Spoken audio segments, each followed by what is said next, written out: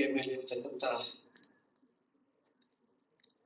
ಗುರುಗಳು, ನನ್ನ ದೈವಕ್ಕೆ ಸಮಾನರಾದ ಪೂಜ್ಯರಾದ ಗುರುಗಳಿಗೆ ನನ್ನ ಅಭಿನಂದನೆಗಳು. ನಾನು ಈ ಕಾರ್ಯಕ್ರಮವನ್ನು ಮಾಡಬೇಕಂತ ಹೋಗಿ ಕೇಳಿದಾಗ ನಾನು ಬರ್ತೀನಿ ನಡೆಯೋ ಅಂತೇಳಿ ನನಗೆ ಆಶೀರ್ವಾದ ಮಾಡಿದ್ರು.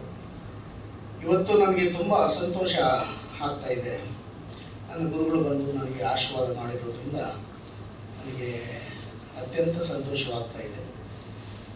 ಈ ಸಿಂಹಪುರಿಯ ಸಿಂಹ ಎಂಬ ಸಿನಿಮಾ ನಾವು ಒಂದು ಹಿಂದಿನ ಚರಿತ್ರೆಯನ್ನು ಆಧರಿಸಿ ನಾವು ಈ ಸಿನಿಮಾ ಮಾಡಿದ್ವಿ. ಏಕೆಂದರೆ ನಮ್ಮ ಮನೆ ದೇವರ ಒಂದು ಇತಿಹಾಸವನ್ನು ಹಿಡ್ಕೊಂಡು ಆಕೆಯ 1200 ವರ್ಷಗಳ ಹಿಂದಿನ ಒಂದು ಆಧಾರಿತ ಕಥೆಯನ್ನು ಇಟ್ಕೊಂಡು ಈ ಸಿನಿಮಾನ ಮಾಡಬೇಕಂತೇಳಿ. ಯಾಕಪ್ಪ ಅಂದರೆ ನನ್ನ ತಾಯಿಯನ್ನು ಎಲ್ಲೋ ಒಂದು ಕಡೆ ನಾನು ಪ್ರತಿಷ್ಠಾಪನೆ ಮಾಡಿದೆ. ಆ ತಾಯಿನ ಸಾವಿರಾರು ಕಣ್ಣುಗಳು ನೋಡಬೇಕಂತ ನನ್ನ ಆಸೆ ಇತ್ತು. ಹಾಗಾಗಿ ನಾಯಕ ನಟನಾಗಿ ನಾನೇ ಮಾಡಬೇಕಾಯಿತು. ಈ ಚಿತ್ರ ನನ್ನ ಗುರುಗಳಿಂದ ಇದು ಇವತ್ತು ಲಾಂಚ್ ಆಗ್ತಾರೆ. ನನಗೆ ತುಂಬ ಸಂತೋಷ ಆಗ್ತಾಯಿದೆ.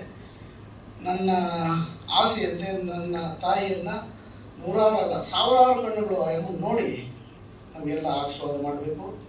ಇಡೀ ಕರ್ನಾಟಕ ಜನತೆ ನಮ್ಮ ಸಿನಿಮಾವನ್ನು ನೋಡಿ, ಚಿಕ್ಕ ಮಕ್ಕಳಿಂದ ದೊಡ್ಡವರವರೆಗೂ ಈ ಸಿನಿಮಾವನ್ನು ನೋಡ್ಬೋದು. ನೋಡಿ ಒಂದು ಪೌರಾಣಿಕ ಒಂದು ಇತಿಹಾಸ, ಆವತ್ತಿನ ರಾಜ, ಇದರ ಸಂದೇಶ ಏನಂದರೆ, ಆವಾಗ ಒಂದು ರಾಜ ಇರ್ತಾನೆ. ಆ ರಾಜ ಅವರ ಹತ್ರ ಇದ್ದಂಥ ಮಂತ್ರಿ ಕುತಂತ್ರಕ್ಕೆ ಬಲಿಯಾಗಿ ಅವರು ಸತ್ತೋಗ್ತಾರೆ. ಸತ್ತೋದಾಗ ಅವನ ಸಂಪತ್ತು ಅವನಿಗೆ ಸಿಗಬೇಕನ್ನೋ ಒಂದು ಕಾನ್ಸೆಪ್ಟಲ್ಲಿ ಈ ಸಿನಿಮಾ ನೋಡಿ ತುಂಬ ಚೆನ್ನಾಗಿ ಮೂಡಿ ಬಂದಿದೆ. ಎಲ್ಲರ ಆಶೀರ್ವಾದ, ನನ್ನ ಗುರುಗಳ ಆಶೀರ್ವಾದ ಅಂತೂ ನನಗೆ ಸಿಕ್ತು. ತಮ್ಮೆಲ್ಲರ ಆಶೀರ್ವಾದ ನನಗೆ ಸಿಗಬೇಕು.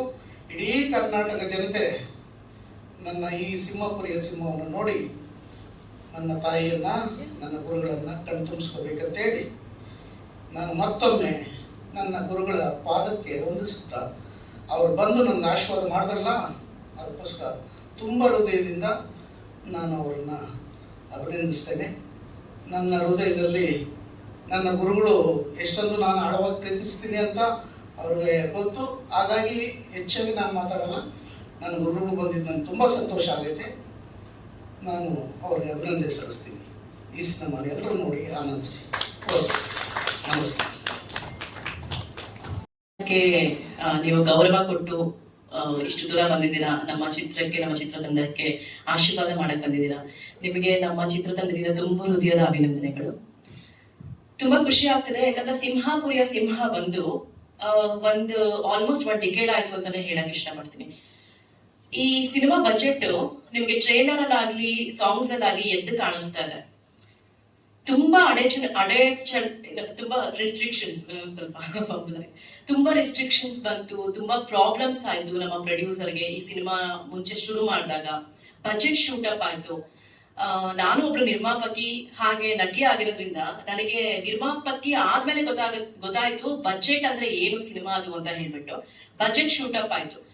10 ರೂಪಾಯಿ ಇರೋ ಕಡೆ 100 ರೂಪಾಯಿ ಆಯ್ತು. ಆದ್ರೂ ಆ ಮನುಷ್ಯ ಬಿಡ್ಲಿಲ್ಲ. ಅವ್ರು ಒಂದ್ ಮಾತು ಹೇಳಿದ್ರು, ನಾನ್ ಯಾಕೆ ಈ ಸಿನಿಮಾದಲ್ಲಿ ನಾಯಕ ನಟನಾಗಿ ಅಭಿನಯಿಸಿದೀನಿ ಅಂತ ಹೇಳಿ. ಅವರು ಆ ದೇವಿನ ತೋರ್ಸೋದಕ್ಕೆ, ಆ ತಾಯಿನ ತೋರ್ಸೋದಕ್ಕೆ, ಅವ್ರಿಗೆ ಅದೇನೋ ಹೇಳ್ತಾರ, ಕೇಳಕ್ ಹೋದಾಗ ಅವರೇ ನಾಯಕ ನಟನಾಗಿ ಅಭಿನಯಿಸ್ಬೇಕು ಅಂತ ಹೇಳ್ಬಿಟ್ಟು ಅವ್ರ ಕಡೆಯಿಂದ ಒಂದು ಇಂಟಿಮೇಶನ್ ಬಂತು ದೇವ್ರ ಕಡೆಯಿಂದ. ಸೊ ಹಾಗಾಗಿ ಆ ರೀಸನ್ಗೆ ಅವರೇ ನಾಯಕ ನಟನಾಗಿ ಅಭಿನಯಿಸಿದ್ದಾರೆ. ಸೊ ಇಷ್ಟೆಲ್ಲ ಕಷ್ಟಗಳ ಮುಖಾಂತರನು ಅವರು ಇವತ್ತು ಸಿನಿಮಾ ರಿಲೀಸ್ ಮಾಡ್ತಿದ್ದಾರೆ ತುಂಬಾ ವರ್ಷಗಳಾದ್ಮೇಲೆ. ಇದು ತುಂಬಾ ಖುಷಿ ತರುವಂತ ವಿಷಯ. ಅದಕ್ಕೆಲ್ಲ ನಮ್ಮ ಸಪೋರ್ಟ್ ಆಗ್ಲಿ, ನಿಮ್ಮ ಸಪೋರ್ಟ್ ಆಗ್ಲಿ ಬೇಕೇ ಬೇಕು. ಆಮೇಲೆ ನನಗೆ ತುಂಬಾ ಜನ ಫೋನ್ ಮಾಡ್ತಿದ್ರು, ಮೆಸೇಜಸ್ ಮಾಡ್ತಾ ಇದ್ರು, ಮೇಡಮ್ ಏನ್ ಮೇಡಮ್ ನೀವು ಈ ಸಿನಿಮಾದಲ್ಲಿ ಆಕ್ಟ್ ಮಾಡಿದಿರಾ, ಏನು ಯಾಕೆ ಅಂತೆಲ್ಲ ಕೇಳ್ತಾ ಇದ್ರು. ಸರ್, 15 ವರ್ಷ ಆಯ್ತು ನಾನು ಇಂಡಸ್ಟ್ರಿಗೆ ಬಂದು. ನಾನು ಹಸ್ವಿರೋ ಕಲಾವಿದೆ. ನಾನು ದಯವಿಟ್ಟು ಇದನ್ನ ಫೋಕಸ್ ಮಾಡಿ ನೋಡ್ಕೊಳ್ಳಿ. ನಾನು ತುಂಬಾ ಹಸ್ವಿರೋ ಕಲಾವಿದೆ. 15 ವರ್ಷ ಆದ್ರೂ ನನಗೆ ಒಂದು ಬ್ರೇಕು ಇಂಡಸ್ಟ್ರಿ ಸಿಕ್ಕಿಲ್ಲ.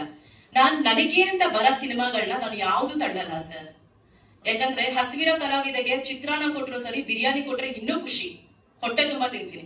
ಯಾವ ಸಿನಿಮಾಗಳು ಬಂದ್ರು ಒಂದು ಬಜೆಟ್ಸ್ ಪ್ರಾಬ್ಲಮ್ ಆಗುತ್ತೆ, ಇಲ್ಲಾಂದ್ರೆ ಡೇಟ್ಸ್ ಪ್ರಾಬ್ಲಮ್ ಆಗುತ್ತೆ, ಇಲ್ಲ ಹೊಸಬ್ರಿಗೆ ಸಿನಿಮಾ ಮಾಡೋದೇ ಗೊತ್ತಿರಲ್ಲ.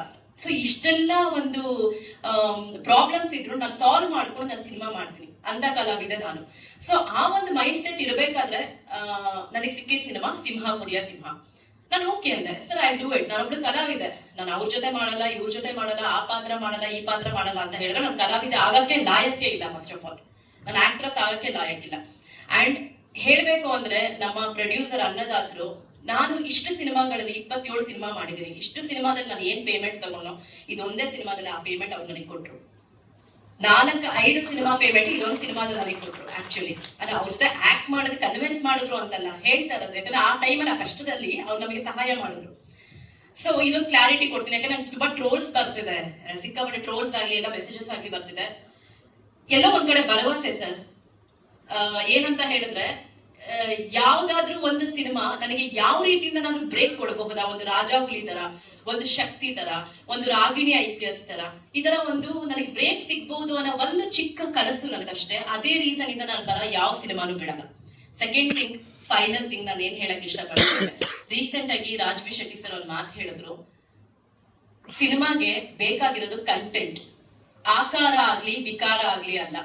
ಆಕಾರ ವಿಕಾರ ನೋಡ್ಕೊಂಡಿದ್ರೆ ಇವತ್ತು ತಿಥಿ ಗಿನ್ನಿಸ್ ವರ್ಲ್ಡ್ ರೆಕಾರ್ಡಿಗೆ ಸೇರ್ತಾ ಇರ್ಲಿಲ್ಲ, ಒಂದು ಮೊಟ್ಟೆ ಕತೆ ಲೆಜೆಂಡ್ ಆಗ್ತಾ ಇರ್ಲಿಲ್ಲ.